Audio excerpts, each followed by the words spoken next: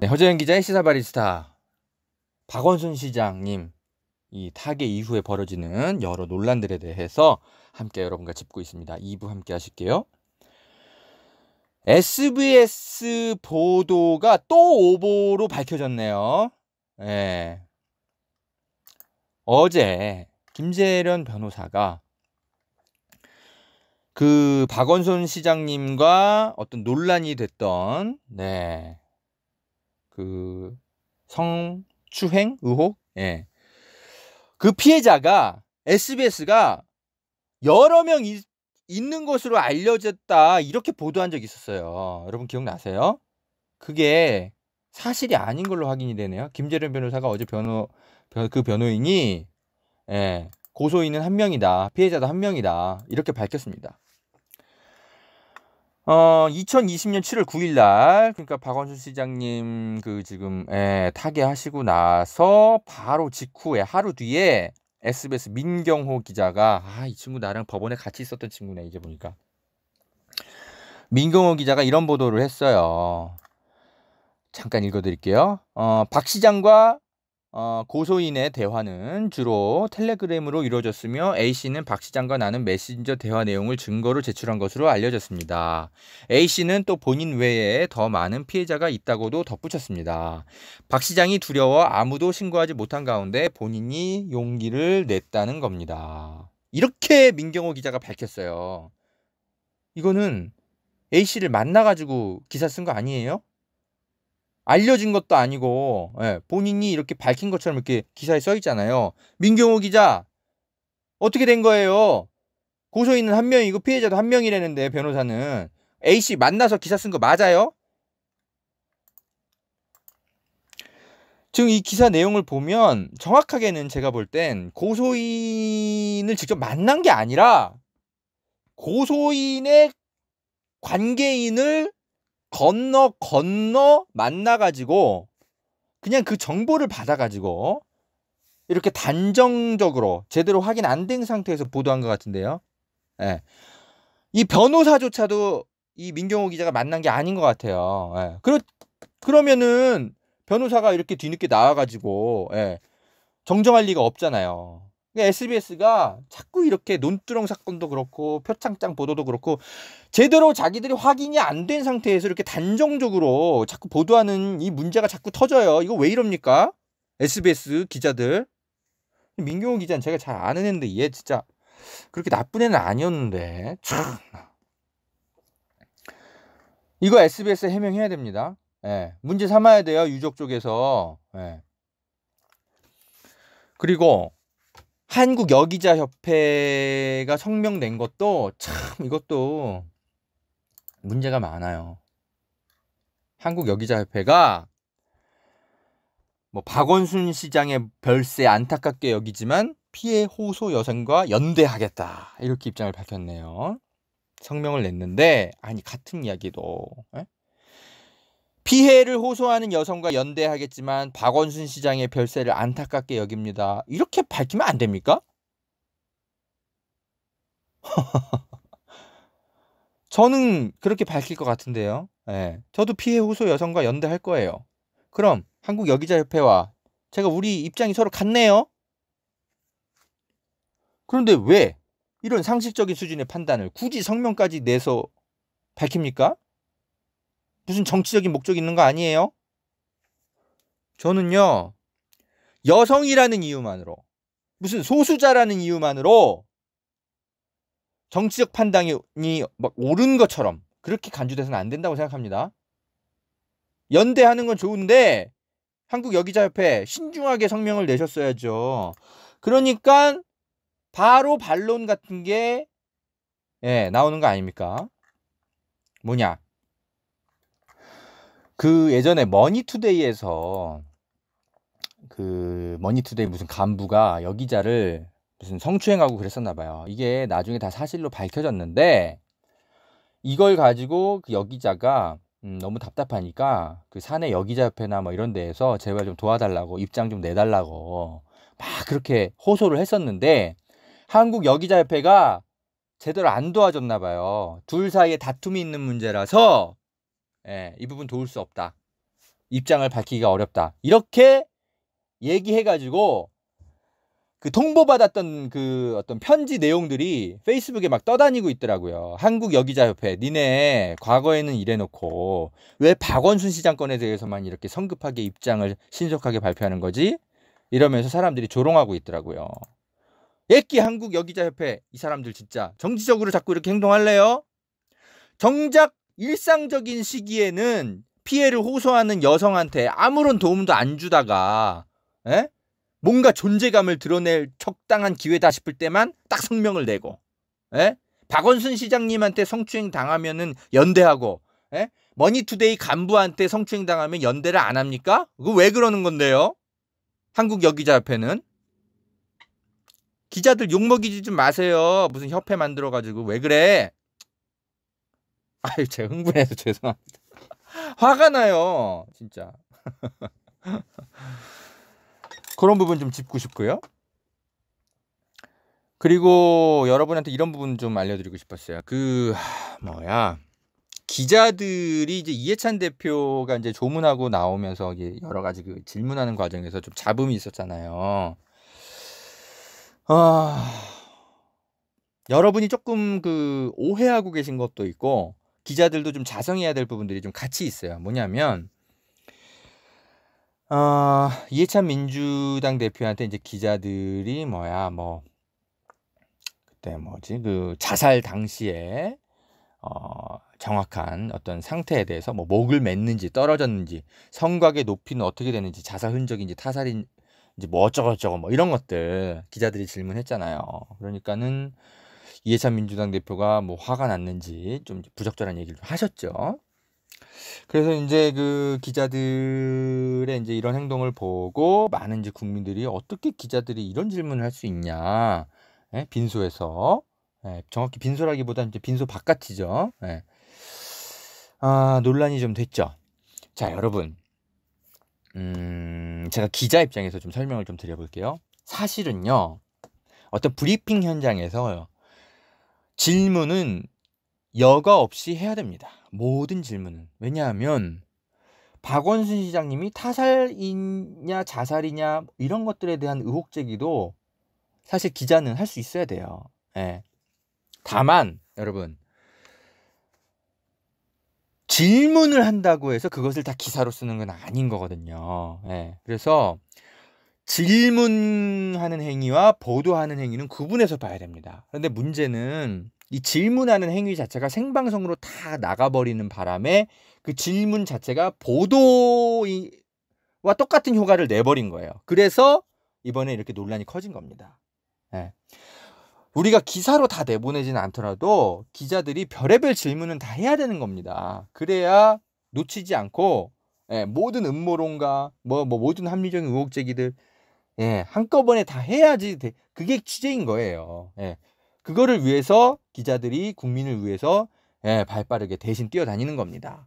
그래서 사실은 취재 어떤 행위, 질문하는 행위 자체를 문제 삼는 것은 사실은 좀 제거해 보실 필요가 있어요. 다만 이거를 꼭 생방송으로 내보냈어야 되느냐, 그리고 기자들도 생방송이 되고 있었다는 걸 사전에 다 알고 있다면 그런 질문을 하려면 생방송을 끊고 이해찬 대표를 붙잡고 추가 질문을 했어야죠. 그리고 이해찬 대표에게 할 질문과 경찰한테 할 질문을 구분했어야죠. 그죠? 그래서 그런 부분들을 좀 설명을 좀 제가 좀 구분해서 드릴게요. 질문은 할 수 있는데 다만 이것이 모두 다 여과 없이 생방송으로 나가는 것에 대해서는 기자사회가 고민하고 질문했어야 돼요. 카메라 기자들이 이걸 생방송을 끊었어야 돼요. 이런 질문이 나오기 전에. 그래서 왜 우리 그 자살에 대한 언론 보도 준칙 같은 거 있잖아요. 이런 것들 굉장히, 그래서 2차 유사한 사고가 벌어지지 않도록 기자들의 어떤 질문이나 여러 가지 그런 것들 굉장히 조심해야 되는 게 있잖아요. 그래서 이런 어떤 생방송으로 진행되는 현장에서는 조심해야 되는 겁니다. 그래서 정리하면 기자들의 질문 자체가 문제가 있었다기보단 그것이 여과 없이 국민에게 생방송으로 전해진 것. 그것에 대해서 우리 기자 사회가 좀 조심할 필요가 있어요. 그래서 국민들이 다 같이 오해하는 겁니다. 우리 기자들에 대해서. 이런 부분들 제가 좀 설명을 좀 드리고 싶었고요. 그리고 또 하나, 안철수랑 지금 몇몇 의원들, 이제 김종인 의원들, 뭐 이런 분들이, 김종인 대표가 우리 박원순 시장님 빈소를 찾지 않았죠. 이런 것도 그냥 단순히 그냥 찾지 않았다고 우리가 넘어가서는 안 되는 것 같아요. 뭐냐면, 어떤 분이 그렇게 쓰셨던데, 잔물결 아래에 움직이고 있는 깊은 해류의 흐름을 읽어야 된다. 이렇게 얘기하셨던데, 뭔 소리냐면 여러분, 지금 내년 4월에 치러질 재보궐선거가 지금 서울시장 선거, 부산시장 선거, 그렇죠? 그리고 이거는 이제 확 치러질 거고, 그리고 김경수 경남지사랑 이재명 경기도지사가 앞으로 어떻게 될지 몰라요. 법원 판결에 따라서. 만약에 이 부분까지 이제 사고로 이어져서 이제 그 보궐선거가 같이 치러지면 이거는 내년 4월에 이거 엄청난 거의 뭐 대선에 필적하는 재보궐선거가 치러질 수 있어요. 그래서 이 안철수가 김종인 씨가 이렇게 조문에 참여하지 않은 거는 저는 이 미래통합당을 주축으로 하는 이 수구 야당 세력, 이 사람들이 내년 선거 프레임까지 짜고서 행동하는 것이 아닌가. 저는 뭐 그런 생각이 듭니다. 그래서 내년 재보궐선거까지 염두에 두어서 당시에 조문에 참여했던 정치인들과 대중들을 분리하려고 내년 그런 그 재보궐선거까지 염두에 두고 이렇게 우리는 조문 가지 않을래요. 사전에 협의한 게 아닌가. 저는 그런 생각이 좀 들어요. 안철수하고 김종인 씨가. 선거 연대 프레임. 벌써부터 작동이 들어간 게 아닌가. 그런 의심을 정치권에서 좀 날카롭게 해야 돼요. 그런 거를 우리가 좀 봐야 됩니다. 그래서 저희 시사바리스타에서 어쩌면 2년 후에 대통령 선거가 아니라 내년 4월 치러질 재보궐 지방자치단체장 재보궐선거까지 염두에 두고 이 부분 좀 내밀하게 좀 팩트 체크하고 좀 그래야 되지 않나 이런 생각이 좀 드네요. 그런 말씀 좀 드리고 싶었고요. 자, 그리고 마지막으로 박원순 시장님하고 아주 관계가 돈독한 환경운동가이자 과거 국회의원이셨던 유원일 창조한국당 의원님이 계세요. 그분이 저랑 자주 소통을 하시는데 이런 이야기를 하시더라고요. 좀 참조해 볼 만한 것 같아요. 박원순 시장님이 이제 이렇게 목숨을 던지신 게 단순히 꼭 미투 때문일까? 그 이면에 여러 가지 좀 쌓여 있었던 깊은 어떤 정치 철학과 관련한 어떤 고통 같은 것들이 있었는데 이런 부분들을 좀 꼭 좀 전해주고 싶어 하시더라고요. 그래서 제가 여러분께 소개해 드립니다. 뭐냐면 최근에 돌아가시기 3주 전까지 우리 유원일 전 의원님께서 박원순 시장님하고 통화도 하시고 만나시고 그러셨다고 하는데 이런 고민이 많으셨대요. 박원순 시장님이 뭐냐면 주택 문제 지금 서울시에서 여러 가지 해결하기 위해서 노력 많이 하는데 지금 그린벨트를 왜 해제 안 하냐 이런 거 가지고 계속 박원순 시장이 압력을 굉장히 많이 받았대요. 그런데 박원순 시장님이 유원일 의원님한테 그렇게 하소연을 많이 하셨다는 거예요. 뭐냐면 그린벨트는 한 평도 훼손해서는 안 된다라는 게 박원순 시장님의 완고한 소신이었다는 거예요. 그런데 박원순 시장이 고집을 부려가지고 자꾸 그린벨트를 저렇게 잡고 있으니까 집값이 자꾸 올라가고 그런다. 이런 비난을 받는 것에 대해서 아주 많이 힘들어하셨다고 하더라고요. 그래서 굉장히 의기소침해하시고 본인이 그런 어떤 소신에 대해서 자꾸 책임을 물으려는 어떤 정치권에 대해서 매우 의기소침해하시고 힘들어하셨다고 하더라고요. 그리고 이제 뭐 용산이랑 여의도랑 지금 뭐 이렇게 통개발하는 그런 문제를 가지고 굉장히 막 이렇게 그 어떤 이렇게 논란이 되고 뭐 이런 것 때문에 굉장히 많이 힘들어 하셨고, 그리고 지금 이제 대선을 이제 준비해 가는 과정 속에서 이제 자신과 함께 할 어떤 연대 세력을 이제 박원순 시장도 이제 찾으셨을 거 아닙니까? 그런데 잘 안 되셨나 봐요. 예, 뭐냐면 이제 본인께서 박원순 시장께서 이제 이분만큼은 나를 도와줄 거야라고 생각하셨던 분들이 막상 접촉을 해보면 이미 다른 분들을 먼저 돕고 계시더라.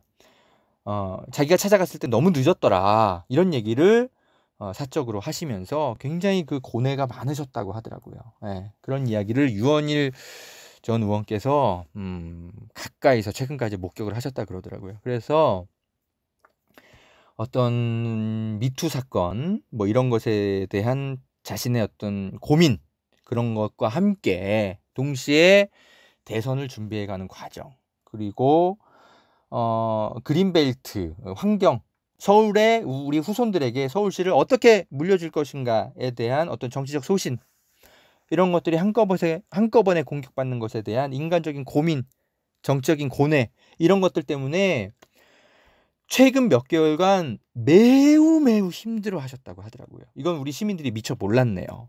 예. 이건 가까이 계셨던 분들이 관찰하셨던 건데, 그래요. 뭐 이런 걸로 하나하나 어떻게 공개를 하겠습니까? 그런데 이제 돌아가시고 난 뒤에 보니까 이런 것들이 복합적으로 해서 박원순 시장님이 그렇게 안타깝게, 예, 극단의 선택을 하신 여러 배경이 되셨던 게 아닌가, 예, 유원일 전 의원께서 안타까워하시면서 저한테 전해주시더라고요. 그래요. 우리가 이렇게 안전하고 사람 중심의 서울, 환경 문제 고민 안 하고 우리가 이렇게 후손들에게 깨끗하고 아름다운 서울을 물려주는 그 과정에 있어서 박원순 시장님이 혼자서 이런 고민을 안고 가시게 만든 것에 대해서 시민으로서 미안하네요. 저희가 너무 받기만 하고 그 고통을 우리 시민들이 함께 나누고 도와드렸어야 되는데 그게 너무 안타깝습니다. 우리가 너무 받기만 했네요. 너무 당연하게 시장님이 하셔야 될 일이라고만 생각하고 우리가 하나도 못 도와드렸네요. 그게 너무 안타까워요, 저는. 네. 시장님 고생 많이 하셨습니다. 그래서 이 소식 우리 시사 바리스타 허재현 TV 시청자분들과 서울시민 여러분께 대신 전해드립니다. 시장님 그 뜻 유지 제가 이어받겠습니다. 우리 시민들이 이어받을 겁니다. 그죠? 안녕히 가십시오. 자, 허재현 기자 시사 바리스타 여기까지 하겠습니다. 감사합니다.